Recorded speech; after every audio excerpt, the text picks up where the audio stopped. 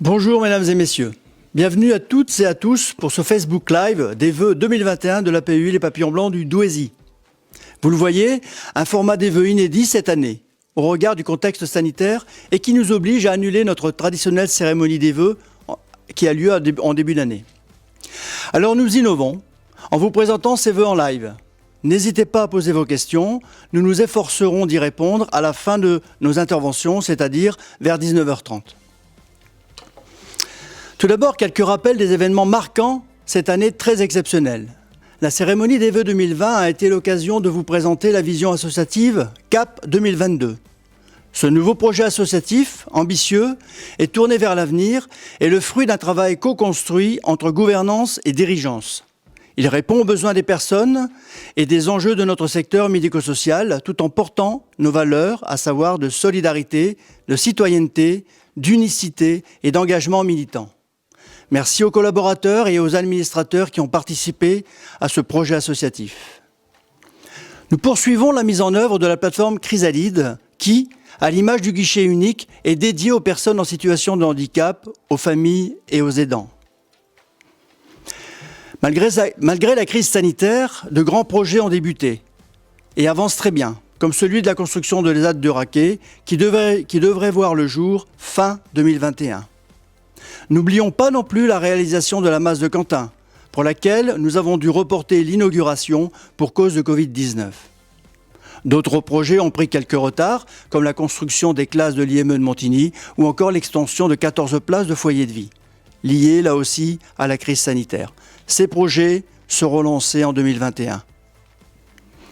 Tous ces projets s'inscrivent dorénavant dans une démarche RSE au sein de l'association, une démarche qui fait appel à la responsabilité sociétale des entreprises. Autrement dit, c'est notre contribution au développement durable, à moins consommer ou à mieux consommer. Venons-en maintenant à ce qui nous a mobilisés en 2020 et qui nous mobilisera encore en 2021. Je veux parler de la crise sanitaire due au Covid-19. Dès le 6 mars, nous avons commencé à mettre en place des mesures préventives au sein de nos établissements et services. Le 17 mars, confinement généralisé, avec pour la PUI le maintien de tous nos internats permanents, que ce soit en masse, femmes, le EAP, l'habitat, le foyer de vie et les IME de Montigny et des Merchicourt. Mais aussi les activités de cuisine centrale, de blanchisserie et de nettoyage des locaux, indispensables effectivement au fonctionnement de nos établissements. Parallèlement, nous nous sommes organisés avec la création d'une cellule de vigilance pour suivre la situation sanitaire exceptionnelle, tout en tenant informés notre conseil d'administration et nos partenaires sociaux. Tous ont répondu présent, malgré les risques, les peurs, les incertitudes. Alors permettez-moi, chers collaborateurs, encore une fois, de vous remercier pour votre engagement, votre courage, votre coopération, ainsi que votre capacité d'innovation et d'adaptation pendant cette période difficile. Avec le concours de l'ARS et du conseil départemental, nous avons organisé depuis le siège de l'association toute une logistique afin de distribuer les EPI aux acteurs du médico-social du Douaisis et ce sont près d'1 200 000 masques qui ont été distribués pendant cette période. Enfin, et probablement le plus important, grâce à toute cette masse colossale de travail, grâce à toute cette énergie consommée, nous n'avons pas connu à ce jour de situation grave de Covid-19, ni envers les personnes que nous accueillons, ni envers les collaborateurs. Voilà en résumé l'activité 2020. Pour 2021, une priorité, la vaccination. Je vous remercie et je passe maintenant la parole à notre nouveau président, Yves Poilane. Merci Pascal. Bonsoir à tous, à toutes et à tous. Avant de reprendre la parole, je vais passer à Claude Oquet. Tiens Claude. Merci, bonsoir à tout le monde. Merci Yves de m'avoir invité pour ce live. Et ça va être une occasion pour moi de redonner les raisons pour lesquelles j'ai été amené à démissionner de mon poste de président. J'ai la chance de travailler dans une entreprise qui s'appelle BNP Paribas et qui promeut le mécénat de compétences. Alors qu'est-ce qu'un mécénat de compétences ? Tout simplement, c'est l'employeur qui met à disposition ses collaborateurs au bénéfice d'une association. Alors, ça existe depuis 3 ans maintenant et il y a 40 ou 50 collaborateurs par an qui peuvent bénéficier de ce dispositif. Alors je me suis inscrit tout de suite dans la démarche. Ça fait 2 ans maintenant, donc c'est un projet réfléchi et qui est mature. Alors évidemment, on a réfléchi avec la direction générale pour voir un peu quelles missions qui pourraient m'être confiées. Je les ai proposées donc à l'employeur ainsi qu'au conseil d'administration. Les différentes parties l'ont validé. Alors pour la mise en place de ce mécénat de compétences, c'est la mise en place d'une convention tripartite, signée d'une part par le président qui représente l'association, l'employeur, BNP Paribas, et le collaborateur, donc moi-même. Donc vous avez bien compris que je ne pouvais pas être juge et partie et que je ne pouvais pas, pour des raisons de déontologie, continuer à garder la présidence de l'APUI de Douai. Donc on a redéfini donc, les différentes missions. Les différentes missions vont reposer sur 3 axes. Le premier axe, c'est de développer et d'apporter et d'aider la commission vie associative quant à la recherche de bénévoles, d'adhérents, de mettre en place et de développer la synergie entre les familles des différents établissements en s'appuyant sur les CVS, d'accueillir les nouveaux parents pour qu'ils puissent trouver des raisons d'adhérer à l'association, et ça en lien avec les directeurs d'établissement. Ensuite, c'est la recherche de fonds, soit sur des projets plus pérennes ou alors ponctuels. Et enfin, c'est développer les réseaux. Là aussi, c'est d'initier dans un premier temps les relations avec les différentes associations du territoire et pour que la direction générale et la présidence puissent concrétiser les relations et les conventions que l'on pourrait mettre en place. Tout ça va se faire en lien, évidemment, avec le conseil d'administration et la direction générale, avec des points réguliers qui seront faits. Alors, c'est pour une durée de 18 mois, jusque l'âge où je pourrais partir en retraite. Alors, je voudrais vous dire que ces 6 années passées, un peu plus de 6 ans passés à la présidence de l'APUI ont été très riches pour moi. On a connu des moments extraordinaires avec les projets et les futurs projets. On a connu également des moments plus difficiles, comme en 2020. Et c'est aussi des moments teintés d'émotion par rapport au moment que j'ai pu passer avec les résidents. Alors, je remercie le conseil d'administration, le bureau, je remercie la direction générale, je remercie également tous les professionnels, je remercie les familles, les parents et aussi, et bien sûr, les résidents de m'avoir fait confiance pendant ces 6 dernières années. Alors c'est avec justement une certaine confiance et une sérénité que je passe le flambeau à Yves.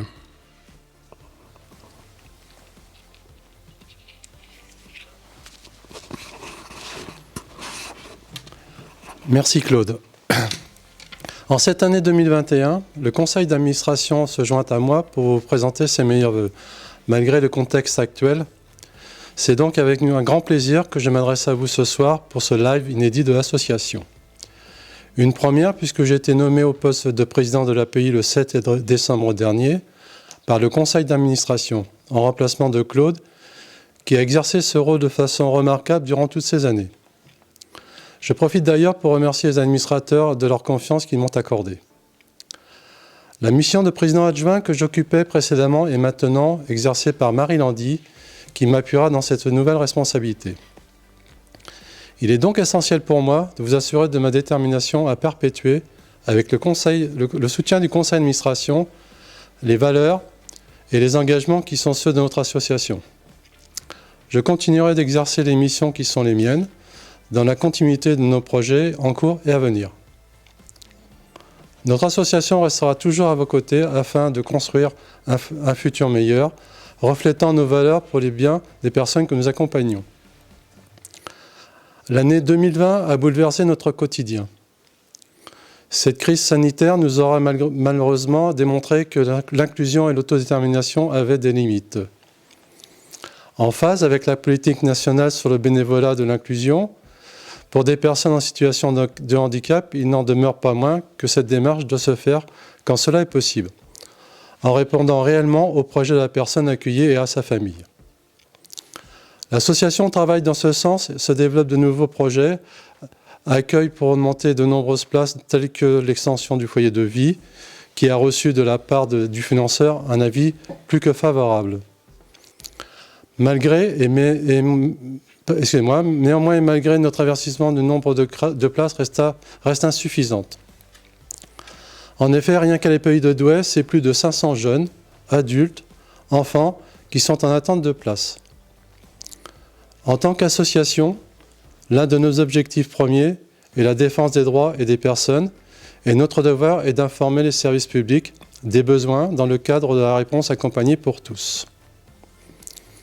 Les prochaines élections départementales seront l'occasion de le rappeler, et nous en profiterons pour rencontrer les futurs candidats et les sensibiliser à nos besoins sur l'ensemble du territoire du Douaisis. Nous sommes tous égaux malgré nos différences, et nous nous devons de respecter nos devoirs et engagements citoyens. Ces élections seront un moyen important pour nous, pour vous, pour nous faire entendre, et je ne peux que vous inciter à aller voter. L'association va mettre en place, avec le soutien des différentes structures, un dispositif d'accompagnement, d'information, pour vous aider dans cette démarche citoyenne.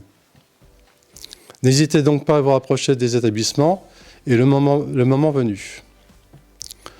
Nous profitons de cela pour faire parler de la campagne de vaccination en cours de déploiement par le gouvernement. La Covid-19 a malheureusement touché beaucoup de personnes à l'association, mais, je le rappelle, nous avons la chance de ne pas compter de cas graves actuellement. Comme vous le savez, l'Agence européenne du médicament a autorisé les vaccins qui présentaient toutes les garanties sanitaires. La vaccination est à ce jour un moyen de casser la chaîne de contamination et à permettre à tous de retrouver une vie dite normale. Je vous encourage donc à vous faire vacciner dès que vous le pouvez. À ce sujet, vous allez recevoir un courrier ou reçu un courrier de recensement de vos souhaits de vaccination. Nous vous demandons d'y répondre rapidement. Car au-delà de l'aspect sanitaire, la vaccination est un acte citoyen et de solidarité. Alors n'hésitez pas. Sautez les pas, vaccinez-vous. Je vous dis merci et maintenant, place aux questions.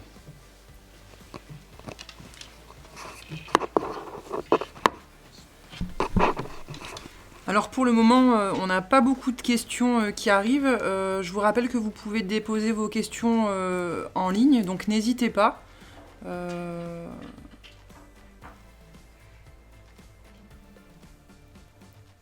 Sinon, je vous invite peut-être à parler un peu du Raquet, de la zone du Raquet et du bâtiment qui se construit, pour celles et ceux qui n'en auraient pas encore connaissance.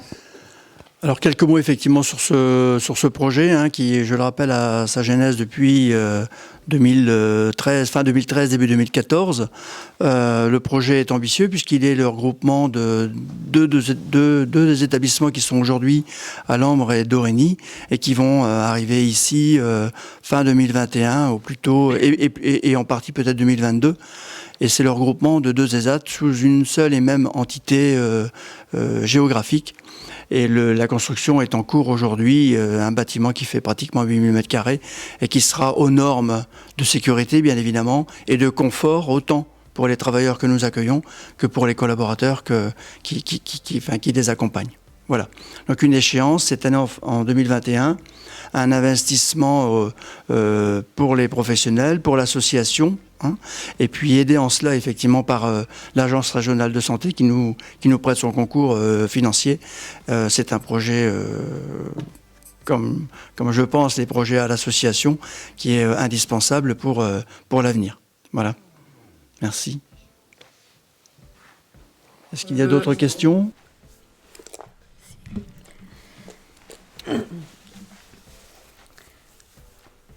Donc il y a la question de Monsieur Tristan qui demande si vous avez étudié la possibilité de montrer une brasserie dans vos activités. Ce projet ferait sens avec le nouvel essor brassicole du territoire.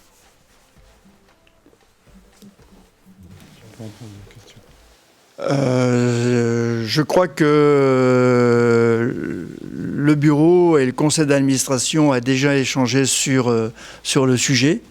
En dehors de l'avis unanime festif de cette idée. L'idée, c'est que effectivement, ça pourrait être un développement possible au sein de l'association au travers des commissions mixtes entre les administrateurs et les professionnels.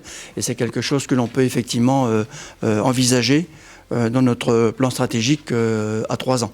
Alors, peut-être pas le premier parce qu'il est extrêmement dense, mais le suivant pourra effectivement comprendre ce genre de projet. Pourquoi pas? Nous nous sommes rendus compte qu'il y avait tout un tas de questions qui arrivaient au fur et à mesure. Je vais laisser la parole à ces messieurs pour qu'ils puissent vous répondre. La première des questions, c'est Nina qui nous demande « Pensez-vous reconduire l'opération Brioche à Douai ?»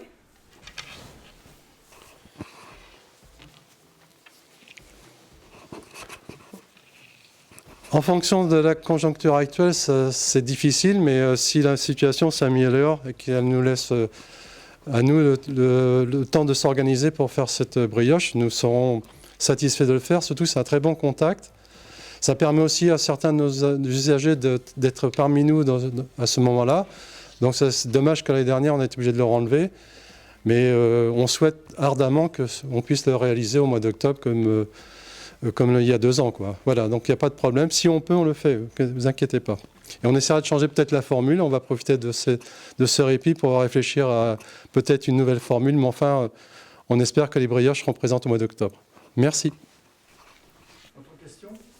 Oui, une question de Madame Dronsard qui demande comment comptez-vous développer le bénévolat et le mécénat de compétences au sein de l'association ? Alors, sur le bénévolat, alors, on est encore pénalisé par le contexte actuel. C'est vrai que c'est un peu compliqué d'aller aujourd'hui, dans la mesure où on n'est pas en présentiel et toujours dans les distanciations sociales. C'est compliqué pour aller chercher des bénévoles. Maintenant, sur le bénévolat, il faut que l'on y travaille et on a remarqué que les bénévoles, c'est plus comme ça pouvait l'être il y a 10 ou 15 ans. Le bénévole ne participe plus forcément à chaque manifestation de l'association. Les bénévoles, je pense, ont un point qui les intéresse, une activité qui les intéresse et cherchent à s'investir sur cette activité-là. Alors comment les développer ? Alors, on a déjà quelques fichiers. On a un fichier avec quelques bénévoles. On en a une 50aine. Évidemment, c'est pas suffisant parce que les bénévoles s'usent.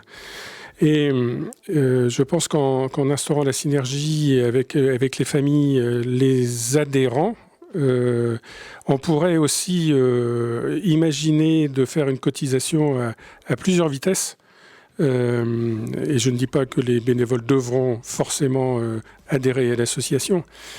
Mais ils pourront également y trouver leur compte. Donc c'est de solliciter les adhérents existants pour que, par le biais de leur cercle familial ou d'amis proches, pourraient faire la promotion de l'association.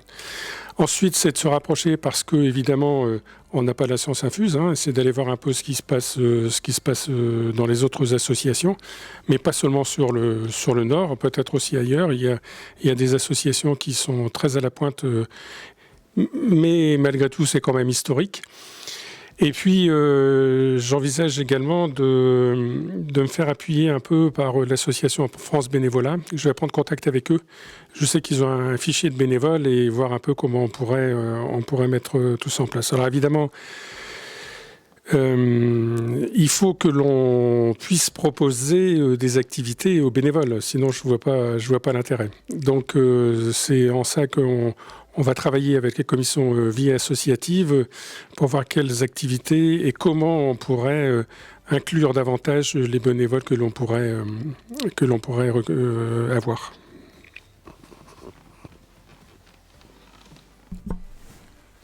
Il y a Lucie Lacaise qui souhaitait savoir si on avait parlé d'écologie ce soir.